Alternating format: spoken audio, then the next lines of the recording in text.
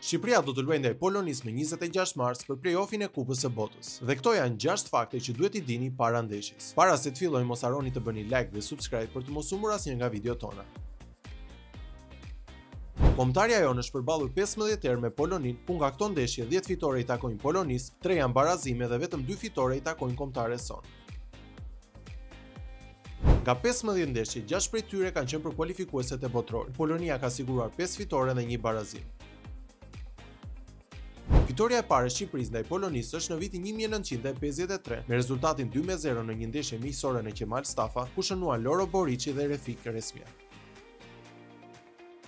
Sa i përket golave, polakët kanë shënuar 20 gola në të gjitha përballjet, ndërsa Shqipëria ka shënuar 10 gola. Më të fundit ishin golat i Asir Hasani dhe Mirlin Dakut në fitoren 2-0 në vitin 2023.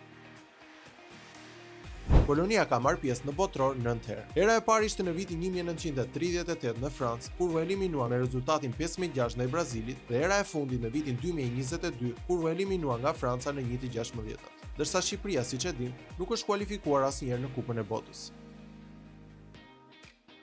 Polakët kanë përvojë 2 herë në play-off, pasi në 2 herët e mëparshme janë kualifikuar, kundër Suedisë në vitin 2022 dhe kundër Walesit në vitin 2024, ndërsa për Shqipërinë play-offi është për herë të parë. A mendoni se mund të kualifikohemi në Kupën e Botës? Komentoni më poshtë dhe mos harroni të bëni subscribe.